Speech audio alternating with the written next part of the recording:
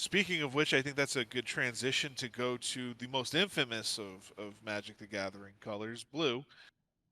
I for Halloween, I had a T-shirt that I sharpied the words "Two Untapped Islands" on, and if you know, you know. But so let's because that's the scariest thing is your opponent has two untapped islands. So let's get into it. The first card on their list is Cyclonic Rift, and Andy, your point with the asymmetricality of cards is exactly why this card is there. I have never seen an end of your last opponent's turn, right before your turn, overloaded Cyclonic Rift not win someone the game the next turn. It is absurd. It bounces all non-land permanents your opponents control back to their hand, and if you can't get the 7 mana up, it's still useful. Um, any objections to this particular card from you guys in terms of like why it's on the game changers list for this? It's pretty I object pretty to it powerful. existing, but yeah, it should be on this list. Fair. Yeah, I mean, it's the perfect competitive card. A split card, 2 mana, 7 mana spell, get to interact early if you need to, and then late game it destroys not everybody, but just your opponents. Yeah, the card is just nuts. I mean, your opponents spend 3 or 4 turns deploying their mana rocks and their 5 mana threats, and then you just say, like, no, undo everything. Except I still have my stuff. And I do it at the end of my opponent's turn in a blue deck with 7 mana untapped. So if I needed to counter something, I can absolutely do it. It's freaking ridiculous. Pick up all your stuff, and then I untap all my lands. It's as if it was free. Just the card's bananas and obviously belongs. So the next card, also bananas, also obviously belongs. Expropriate. Are you guys familiar with this particular card? Yes. That's the It's one that's 7 mana blue spell, or is it 10? It's something 9 crazy. Not, oh my god. It's worth 9 mana. With Council's Dilemma. Starting with you, each player votes for time or money. For each time vote, take an extra turn after this one. For each money vote, choose a permanent owned by the voter and gain control of it. Exile appropriate. So you are at least getting one extra turn out of this because every player votes for time or money, and there is no reason why you should vote for money for yourself. Let me gain control of my own forest. Like, doesn't make any sense. So out of 4 players, you're at least getting one extra turn. And that's how it should go. It should be a blatant thievery that gets an extra turn. No one should vote for turns. Unless there's like a trouble in pairs in play. I have so much trauma around this card playing with new players because they're just like, well, I don't want him stealing my commander, so time. And it makes me die a little on the inside to just hear that. Like, Chimps. I was at a table where they told me no one should vote for time, everyone should vote for money, and I was the only one who voted for money. They just convinced you. They're just like, yeah. And I was like, yeah, that makes a lot of sense. I should not give this person an extra turn. I should just give them a permanent. And then everyone else like, I don't want to lose my permanent. I don't want to lose.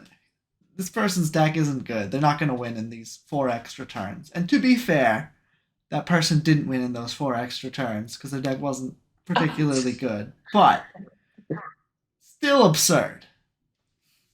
That's the only time no shade on that person. They were just playing like bracket 1 deck. But still, with an expropriated some. Yeah, I do hate, John, that you used the word. That's how it should be. A blatant thievery, take an extra turn. Yeah. Which is just because, like, oh my god.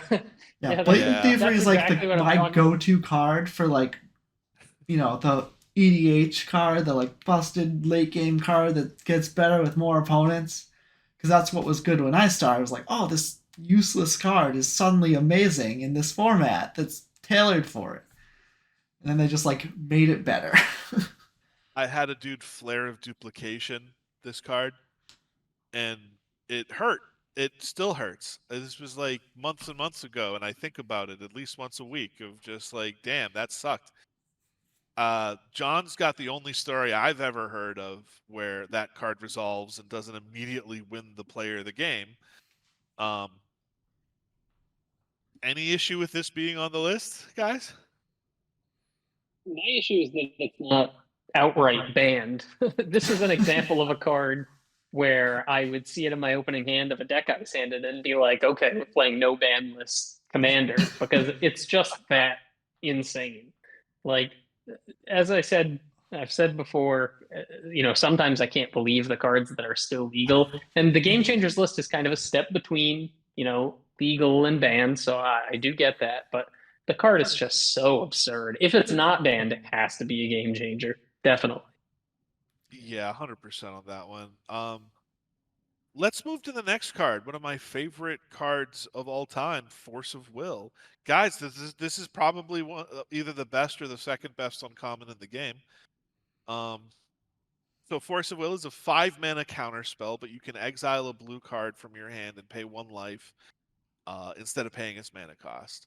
So for you new players out there, it may seem like the card economy isn't there, but that doesn't matter. This allows blue players to tap all their mana, and it protects your combo piece. It stops every type of spell out there. And like it means it's not safe to tap down. It's not safe to assume that just because the blue player is tapped out that your spell is going to get through. This is in every format that this spell is allowed to be played in. It is played as many copies as possible in every deck that runs blue, unless the blue is just a splash, because it does require another blue card specifically. Yeah. What are you guys' thoughts on this particular one being a game changer? I think What this do you is. think, Jay? I think this is like a rule 0 type of card because like you say, if I have 4 opponents and I'm spending 2 cards to deal with one, like I'm going really far behind. But the point of this card is you resolve your expropriate, and it doesn't matter that you 2 for 1 yourself. You're forcing through your infinite for 1. Yes. So like the more powerful your deck, like when it's protecting a combo or whatever, it's like it's like this weird curve where it's like really weak to just like one of the best cards in the game, and yeah, there's like little in between, like so it's kind of piggybacking off of what Andy was saying about like the rest in pieces. It's like you only play it if it's symmetrical, if it's powerful enough, but like you're only playing it if it's not symmetrical, despite the fact that it's symmetrical. You're only playing it if it's powerful enough because it's absurdly powerful. Like it's stopping your opponent's expropriate, which is there, infinite for 1. So you're glad to take a 2 for 1 to stop that. So it's also, if you've ever won a game where a game has ended and you have more cards in your hand, then you could have pitched a card to prolong the game. Like it seems like a lot, but really it's a price you're willing to pay to exile the card. Yeah, I mean, in a format like Commander too, where usually you have the cards in hand, it's not necessarily a game of a card economy 1 for 1. Like how many cards do you have versus your opponent to try and grind them out? You're doing big splashy things generally, especially in these lower brackets. Yeah. And you have a lot of ways to fuel up on cards. So I think a 0 mana counterspell that just converts cards into advantage is hugely powerful, especially when it's protecting these other game changers, like as John mentioned, expropriate. Like you're putting it in your deck because you're trying to do these ridiculously busted things, and it just stacks on top of all of those things to make an advantage that's difficult to overcome. So I mean, more than any other 0 mana counterspell, I think Force of Will is just like outright a game changer. I happen to agree with you guys, and you know, it for those new players that don't understand the value of it, it just know that it's, like I said, played in every blue CEDH deck that doesn't just splash it. It's played in in every legacy deck that runs blue, and it's been in more world championships than probably any other card outside of like a basic land. It's outside of lands, it's been in more world championship decks than any other card, in my opinion. I wonder if that's actually true. That's a bold statement. Somebody fact check me That and card's throw me in the like not comments been legal in if any that's world championship for a while. So Yeah, you said it very you heard my confidently. skull. I'll give you that. You heard that I am very good at speaking with great authority about Yeah. things I know very little about. But no, it's included in every deck that can run it. Period. Maybe I didn't articulate my thing, but my opinion is probably more like this definitely deserves to be on this list, but I could see a deck that plays it fairly. But Yes, it's like you're really not playing it fairly. As much as you the think you are, stronger it's not. the stronger the effect that it stops, the more valuable it is. So if you yourself are playing like, you know, a samurai Bushido themed deck, yeah, sure, it doesn't make sense that your opponent pitched 2 cards to stop your 3/3 for 4 mana Bushido 2 samurai. Like that doesn't make sense. But once you actually start getting into the real rocket tag of this game, it is certainly a game changer. On And the subject of free counter spells, the next one on this list is Fierce Guardianship, which absolutely was a mistake. It was a horrific mistake to publish this card. Fierce Guardianship is counter target non-creature spell for 3 mana, and it's free if you have your commander. It's they should never have printed this whole cycle of cards, in my opinion. Like it is only for commander. It is ridiculously powerful. The card economy is freaking amazing. Not only does it stop the combos for your opponents, but it also doesn't cost you the extra card. The only thing that makes it slightly worse than Force of Will, or like honestly, like maybe even on the same tier as Force of Will, is the fact that it hits non-creature spells. But in Commander, most creatures resolving on a turn, you at least get like 1 rotation of turns to try to deal with it, unless it is haste. Whereas the instants, the sorceries, the expropriates, the smothering tithes, all of those cards are just like on site. You can't let your opponents untap with them. So I am firmly in belief that this is the most busted card set outside of probably Jeweled Lotus that was developed for Commander, and that this card firmly needs to be in the Game Changer slot. What do you guys think? Yeah, so I mean, you bring up a point about cards designed for Commander, and this is a part of a cycle designed for Commander. It's made to cost nothing if you have your Commander. So it's way outside the bounds of the power level in general of a card that they print, even in a supplemental set like a Horizon set or anything. Specifically calling out Commander and making it cost 0 if you control a Commander is just bonkers. You can just tap out for your 4 mana commander and you are completely protected. If your opponent has to remove your commander or else they lose, they can't because you have backup. And I think that, like you said, it's weaker than Force of Will, but only just. In a format like Commander where it just costs nothing, it doesn't even cost you the extra card. I think the card is incredibly strong. So most of the time, you don't need to counter creatures when you're tapping out because you're the one that's taking the initiative. You are playing your game-ending threat, and you just need to protect it, which Fierce Guardianship does. But I think that it's probably still just slightly weaker than Force of Will because Force of Will is a catch-all, but definitely belongs on this list as a 0 mana counter spell. It's worth noting that one of the best decks in the meta right now is Rog Sai, where you play Rogwrath, the 0 mana kobold commander that identifies as red, his partner. And so, like, in the best deck in the format, in my opinion at least, Fierce Guardianship is online turn 1 every game because you're just casting your commander for free. John, what do you think? Yeah, I think you guys both nailed it. Like, this card is only better than Force of Will when you have your commander, which you have access to every game in your starting hand. Like, it's not a drawback. It's you play your commander, you're immediately protected. Like, it's this card is absurd that it exists.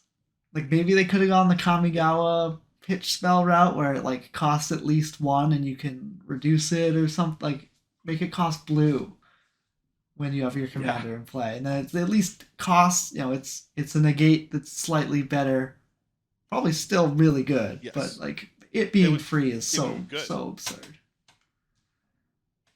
Yeah, no, that's of these counter spells definitely deserve to be on the list, and they made a note of things like Force of Negation, which only hits, it's a free counter spell, but only on your opponent's turns, and it only hits non-creatures. Same with like Mana Drain. Honestly, Mana Drain's very good, but it requires you to have 2 blue mana untapped, which for a lot of decks is very difficult to do. And frankly, like having 2 blue mana untapped is the universal I have a counter spell flag. So it's so much more easy to play around, and that's why other counter spells aren't on this list. It's just worth saying. So the next card on blue is, in my opinion, probably the most impactful card in EDH, Rhystic Study.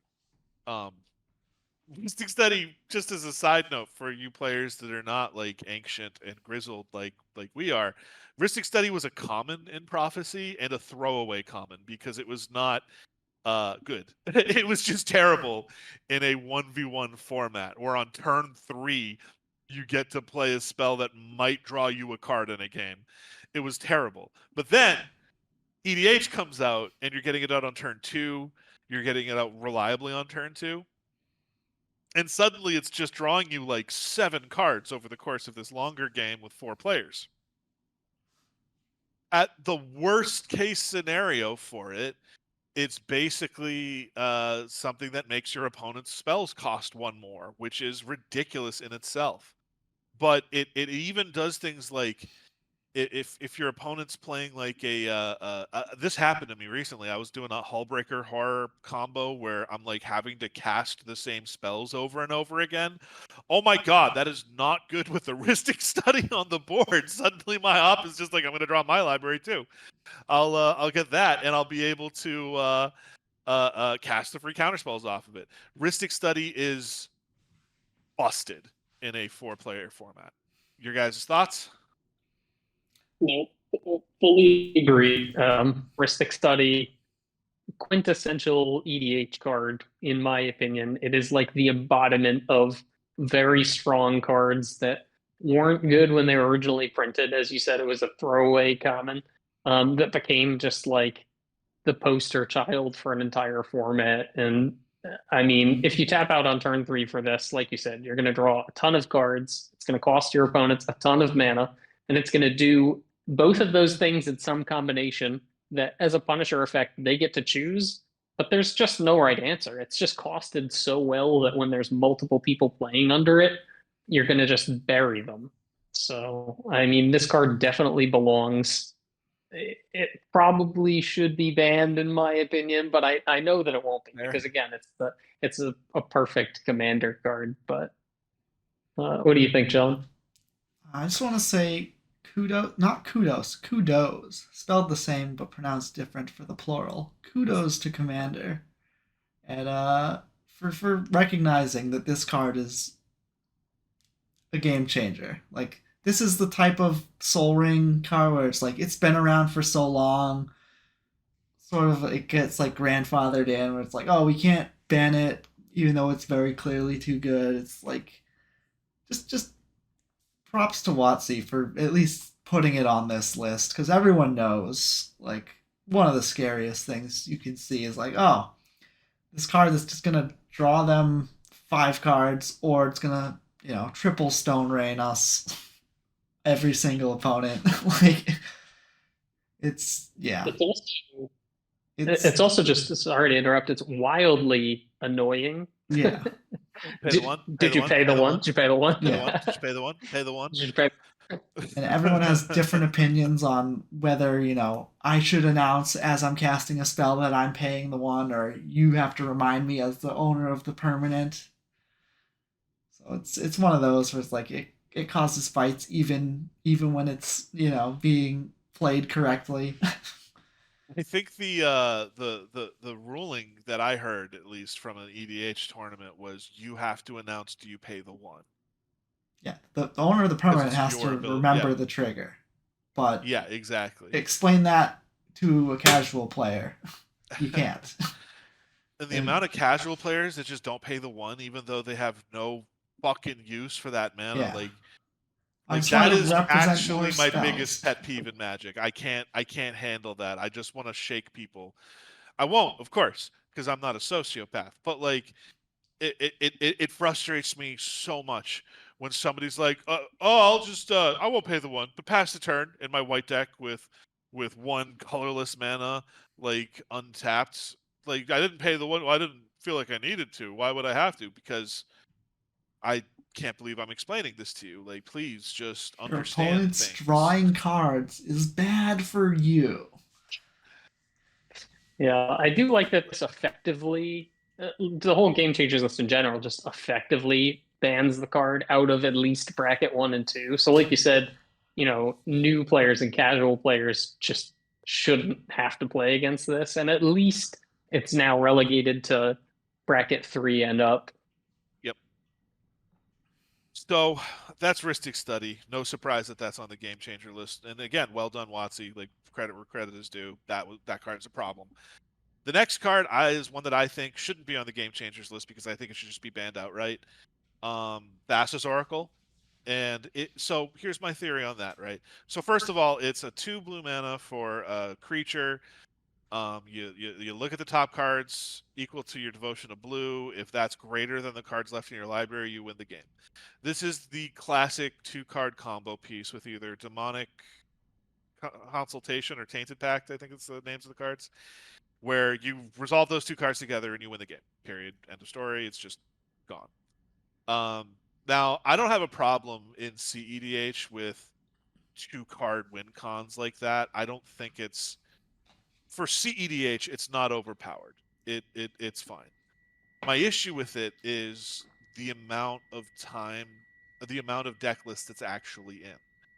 And I like to have a format that's a little bit more diverse. If Faithless Looting was banned in Modern for years and years, and thank you, WotC, for bringing Faithless Looting back, by the way.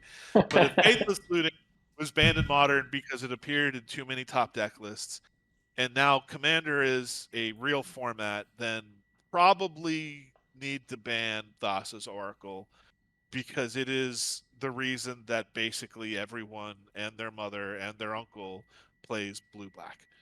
Um, it's just oversaturated when it comes to deck list building. And again, it is a 2-card win con that is difficult to interact with. Not impossible, but difficult. And if you cast it right, there's no consequence for one of the pieces being countered. You guys have any thoughts on this? I mean, this one's pretty self-explanatory. It's because of the Tainted Pact demonic consultation interaction. Yeah, most people are not going to fight back when they hear that Thassa's Oracle is getting any kind of a nerf. And while it's not getting banned, getting put on this list is a good step in the right direction of keeping it out of lower powered tables. In general, it's not a card that I think should exist. And rather than being banned, it should be straight up unprinted. But that's just how I feel about it. Like a 2-mana card with the words "you win the game" on it under any circumstances is pretty crazy that they printed. And it's not a card that you ever play fairly in any circumstances. Like if you're playing a Merfolk deck, I forgot the 3-mana Merfolk Lord that is indestructible from Modern Horizons. But anyway, even if you're playing like Merfolk Commander deck, you're not just jamming Thassa's Oracle. Yeah, the MH2 legend. But like you're not playing your Thassa's Oracle in your blue commander decks unless you're trying to win the game with it. It doesn't do anything fair. You're comboing or nothing. So I think the card should probably outright be banned, but this is definitely a step in the right direction. Yeah. 100%. I think, like you said, just done print it. It says win the game. Like, if there's so many knobs they could have turned the other way. Like, if it was like you kill it and it still wins the game, you just can't interact with it very easily. Like, you need a stifle.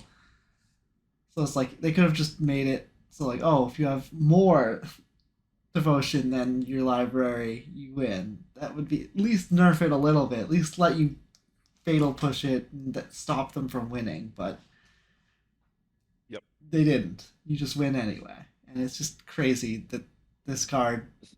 No one saw any problem with this card when they printed it. Like, if they knew how good this card would be, it would be a mythic. Yes. So they clearly didn't know, because they could have got more people's money for it. So, speaking of cards that were really good and printed at Mythic, though, the next up on the list is one that I think definitely deserves to be there, because he is both epic mana generation and one of the better mana sinks out there. Urza, Lord High Artificer. I have played this deck both as a CEDH and a non-CEDH deck. And the non-CEDH version made me feel dirty because I was playing against other non-CEDH decks. Urza, Lord High Artificer, is a 4-mana creature. Doesn't matter what his power and toughness is. When he enters the battlefield, you get a 0/0 construct. Power and toughness equal to the number of artifacts you control. And you can tap an untapped artifact you control to produce a blue mana.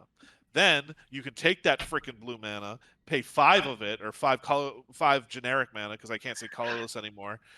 And you shuffle your library and basically get like a chaos warp. You flip the top card of your library and you can play it for free. Right then and there. It's absurd. There are so many outlets that produce infinite mana with it. One of the ones that I've run has been like the good old Thopter Foundry, Sword of the Meek. If you have those out, you have infinite mana. Top can die. You have infinite mana, you have infinite life, and you have infinite Thopters.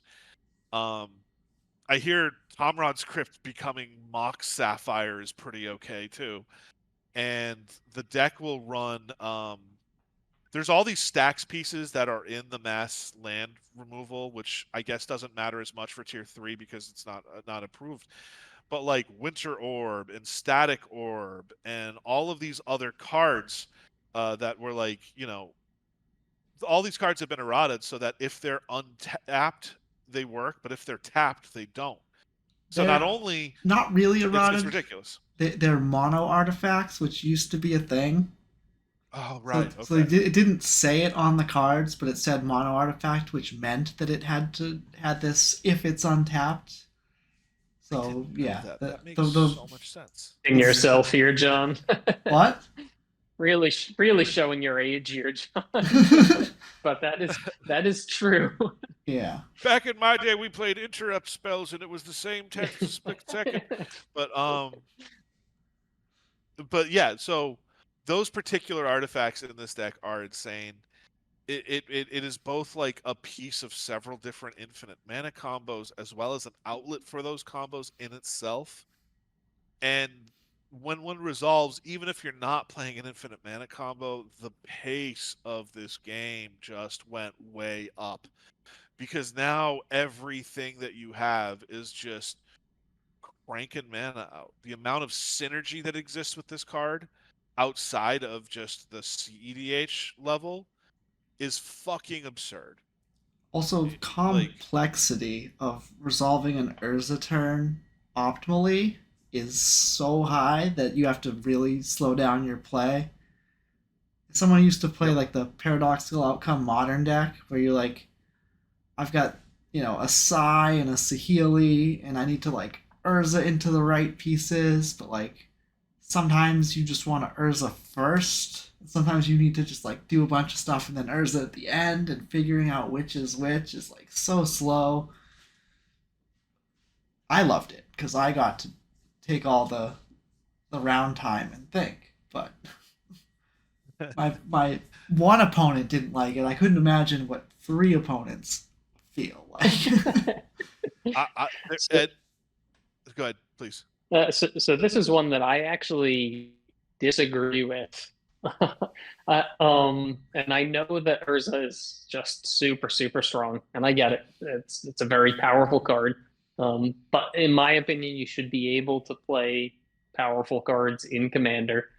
To touch kind of on what you had mentioned about the interaction between Winter Orb, Static Orb, and everything, those are absurdly powerful, but you're already not allowed to play those cards under mass mana denial in bracket 1, 2, and 3, and it Fair. doesn't affect 4 and 5.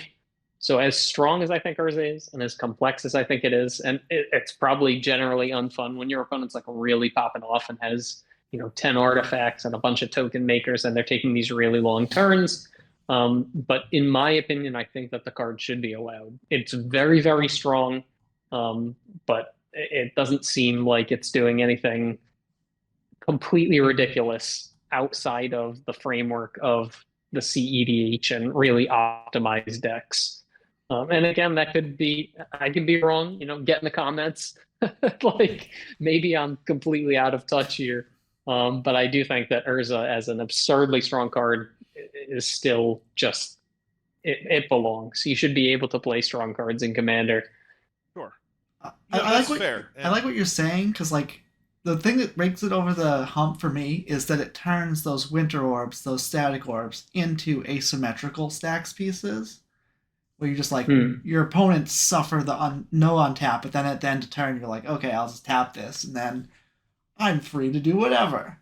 So like once you take that away, because you can't play those cards and in at bracket all, 3, then right. then it's just like a really the best Burning Tree emissary they've printed besides Dockside, I guess. But it's still there's like 10 cards that have that moniker now, but it's still just like a really good Burning Tree emissary.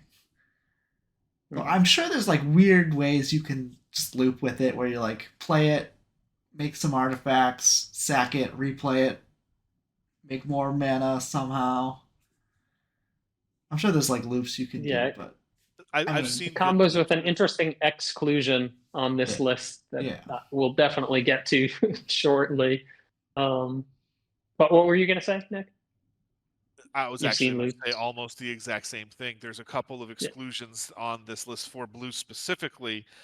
2 of them that we'll get to after these next 2 cards. But let's talk about that in a second, actually.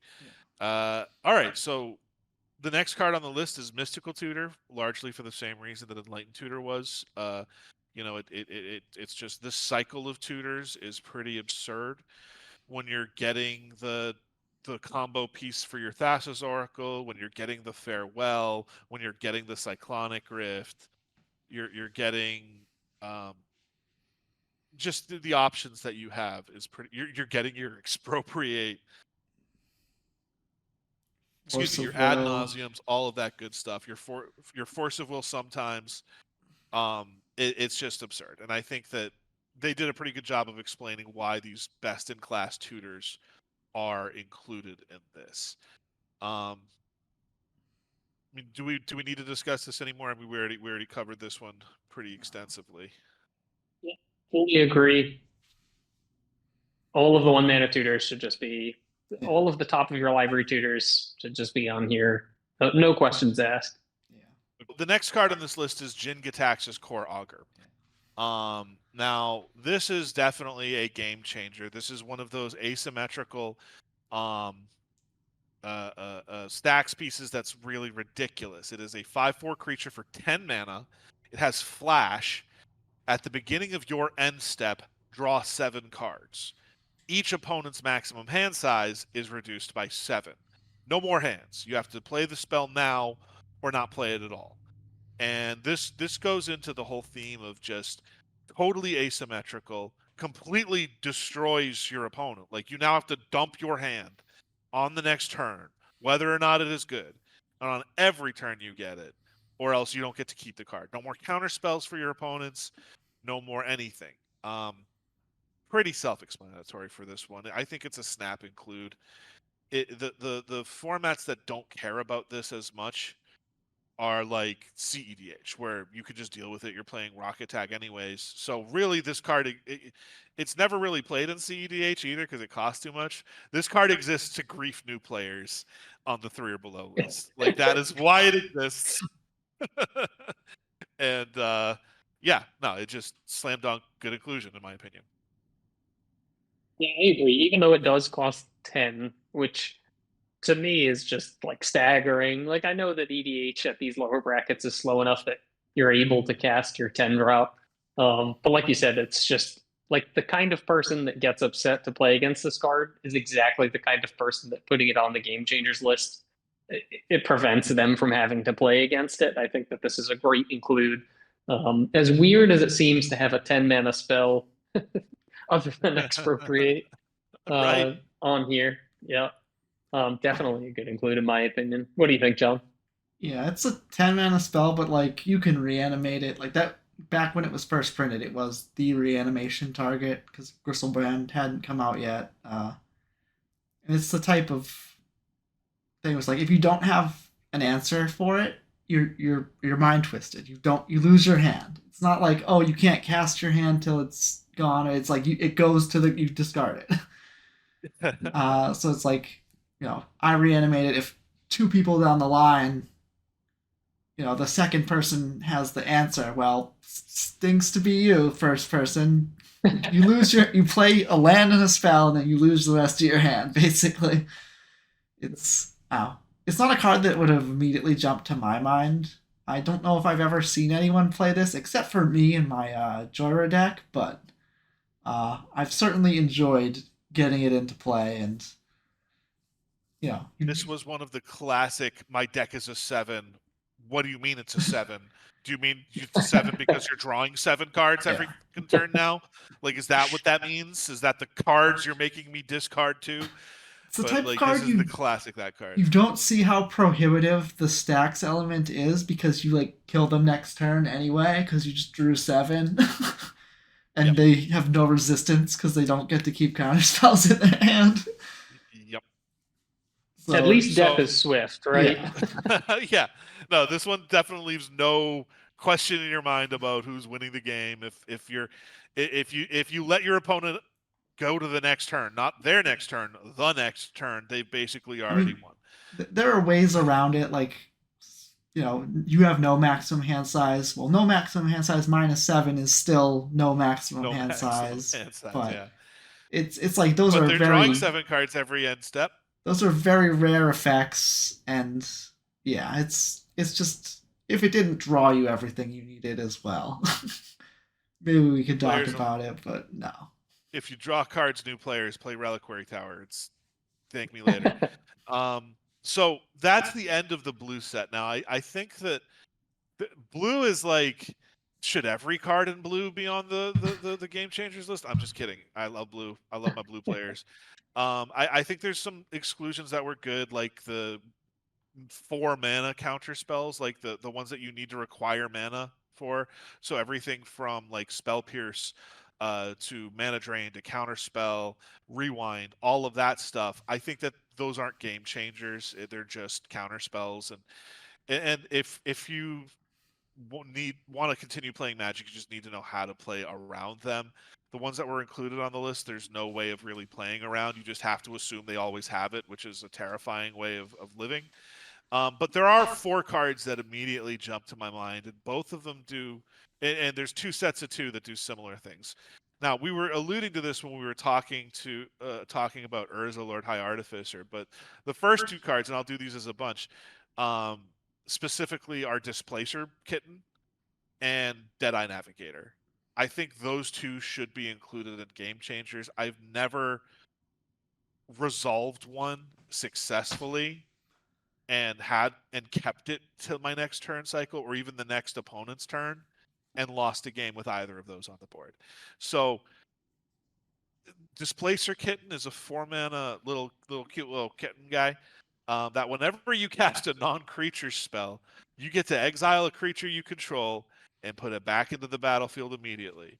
So when we were saying that's a good way of getting maximum value out of Urza, it's pretty insane.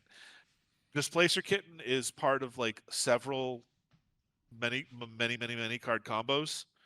But it just synergizes so well. It turns otherwise good cards into absolutely fucking busted cards. And you run it in the deck, and suddenly you play an Eternal Witness alongside it, and suddenly you have infinite Path to Exile, you have infinite Counterspell, you have infinite this, and that's the type of interaction that it goes to. Now, before I just to save time, let's talk about this and Deadeye Navigator.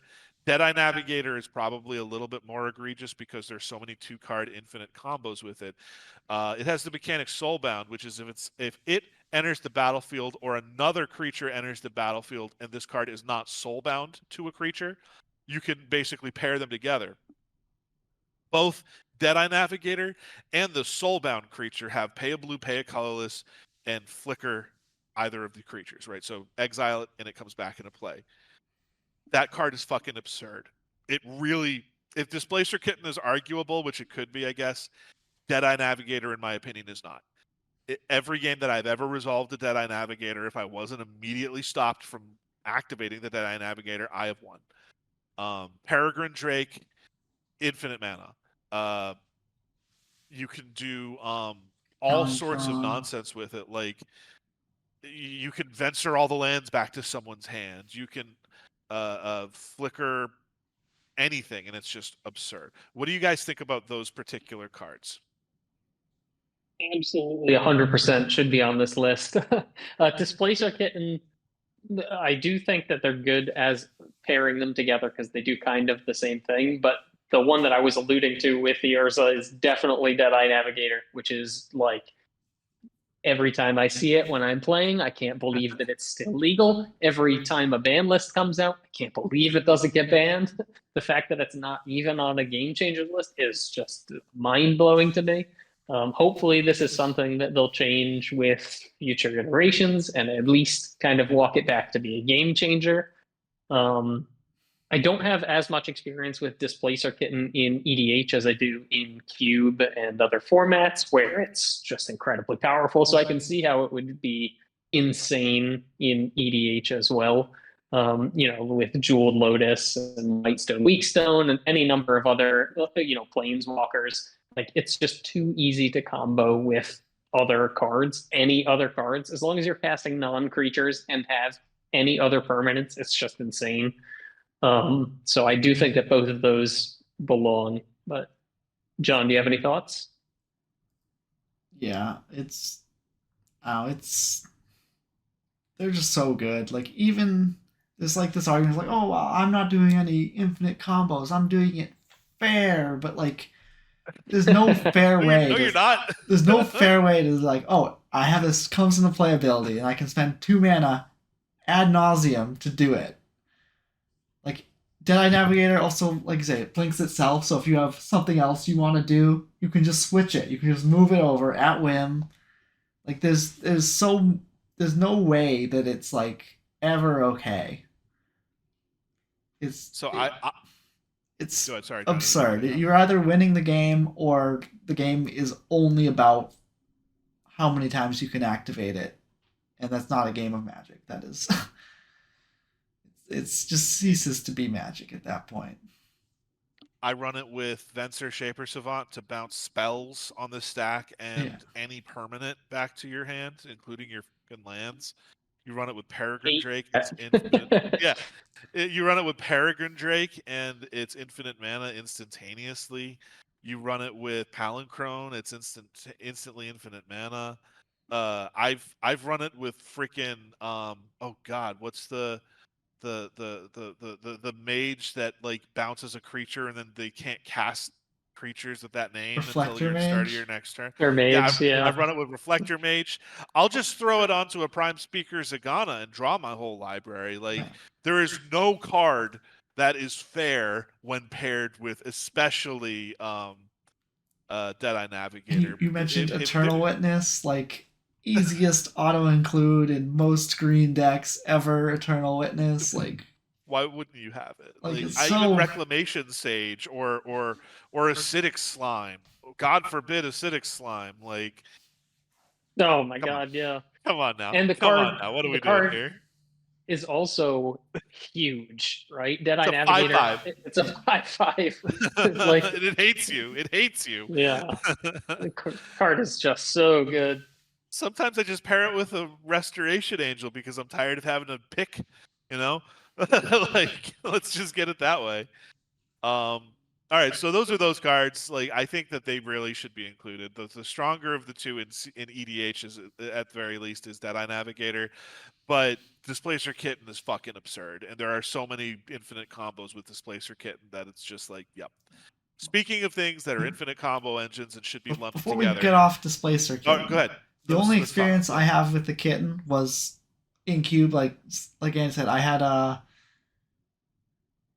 Torrential Gear Hulk, which cast an instant from my graveyard and flickered itself and just cast my whole graveyard again. Shit.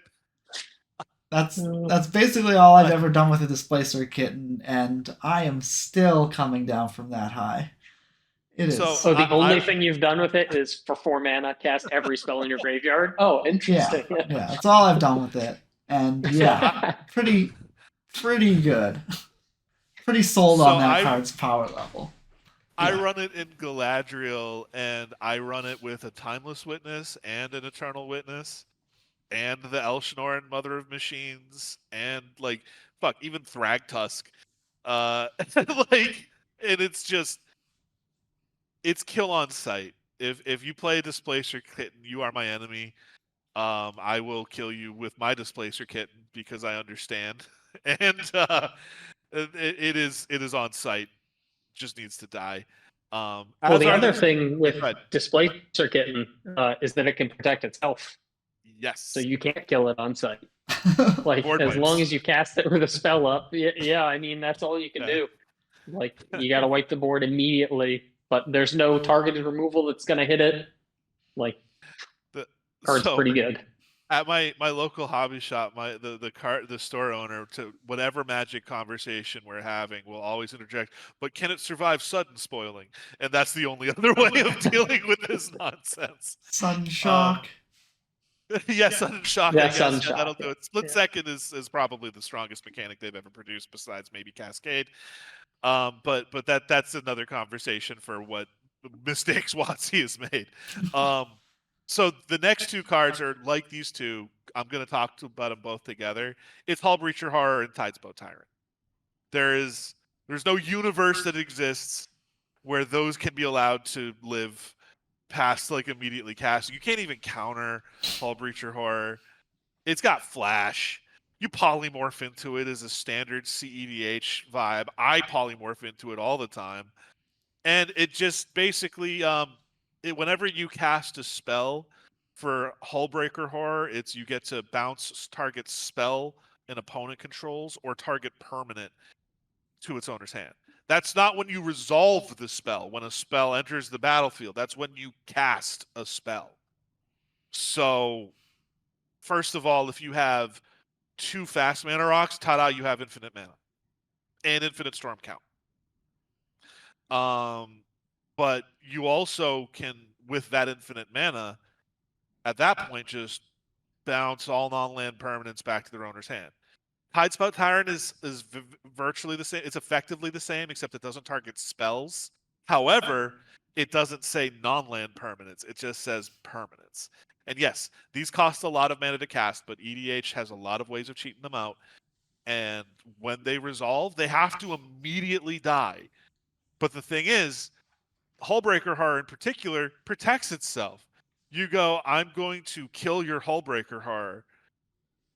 I go, okay, I'm going to cast a Brainstorm and bounce that spell back to your hand while it's on the stack. Now I'm going to combo off.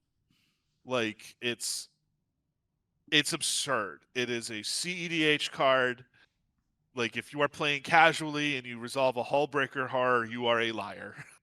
You are no longer playing casual. I don't know. Your guys' thoughts on those particular cards? So I think that Hullbreacher Horror is an obvious inclusion or a notable exclusion from their first take.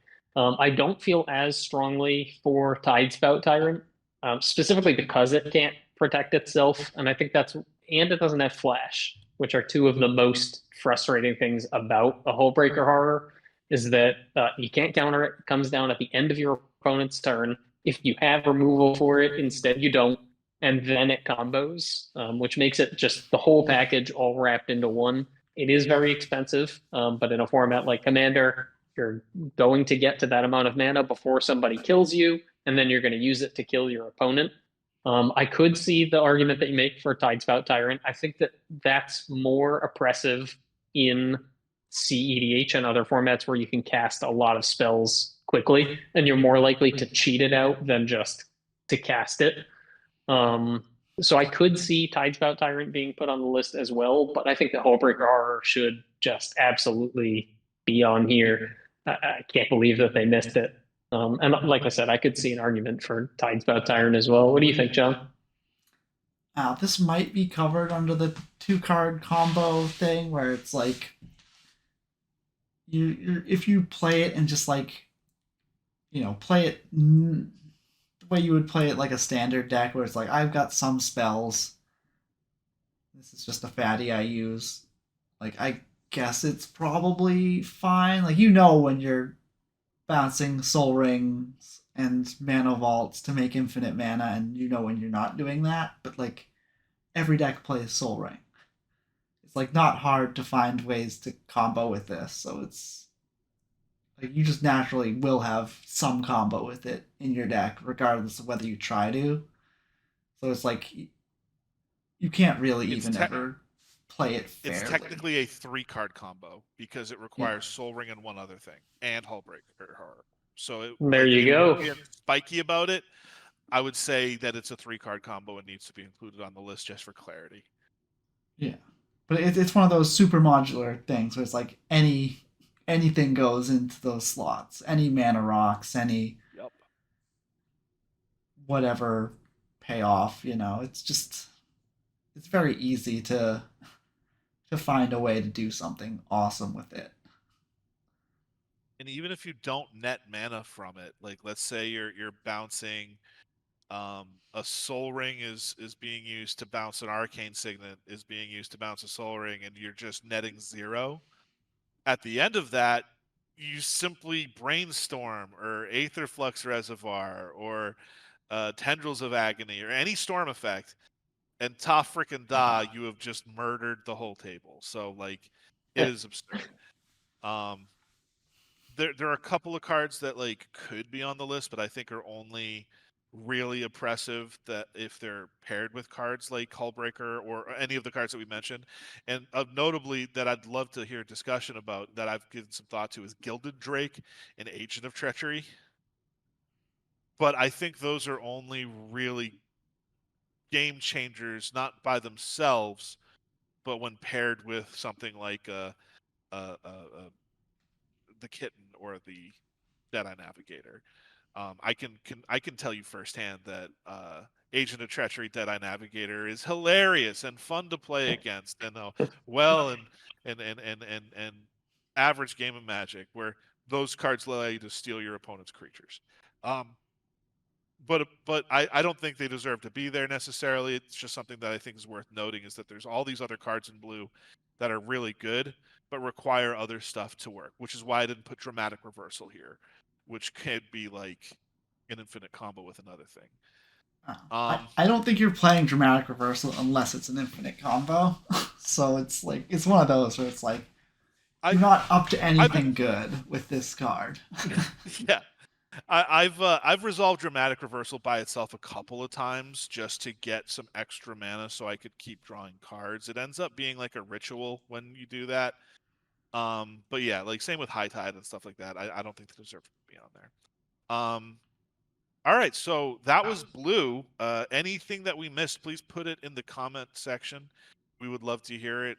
If you disagree with us on any stuff, especially, please let us know. As always, feel free to roast me in the comments. I love it. All right, so on to black. Wait. So first, I have a couple. I apologize. For blue. That was my mistake. Oh my god. That's okay. What you got? We'll reorder it. But so I think that Hullbreaker Is That's that what it's banned. called? No, That's Hull Breacher is banned. is. Oh, it's banned. Oh, never mind. I don't even. All right. And Time Twister. Time Twister is legal, right? Yeah. Yeah. Time Twister should definitely be on here. Maybe they didn't include it because it's so absurdly expensive that they feel like you don't even need to address that. But I think some of these cards are on this list because they're expensive. Like Sarah's Sanctum is probably more that it's expensive than that it's overrepresented. But Yeah, I don't see it very often in pools, to be honest with you. And I run Enchantress decks, so. but that's probably because it's super expensive and only goes in some decks, whereas Gaia's Cradle is super expensive and goes in every deck. You actually reminded me of one, Andy, that I think should probably be included as an asymmetrical stacks piece, which is the Narset Planeswalker, the 3-mana uncommon one that prevents your opponents from drawing extra cards and also fishes you out non-creatures at the top 5. That one is oppressive, and by itself it shuts down pretty much all the card advantage. It shuts down Rhystic Tutor, it shuts down Brainstorm, makes Brainstorm hot garbage, and then it's just really absurdly good. Then you do things like pair it with freaking Windfall or a Wheel of Fortune, and it's just like, well, guys, good luck, Godspeed. and I think that one should be included on the Game Changers list as well. It's like the reverse of Rhystic Study, but it has the same effect basically when you consider net card advantage just by itself, much less with those combo pieces. And as an asymmetrical card, definitely, I back that fully. Like, it's oppressive for your opponents. It hinders you in no way whatsoever. In fact, because it's a planeswalker, it's great for you. In addition to being terrible for your opponents, like the minus ability is still good. Like suddenly I'm getting my mana drain or my Force of Will or something else good, right? Mm-hmm.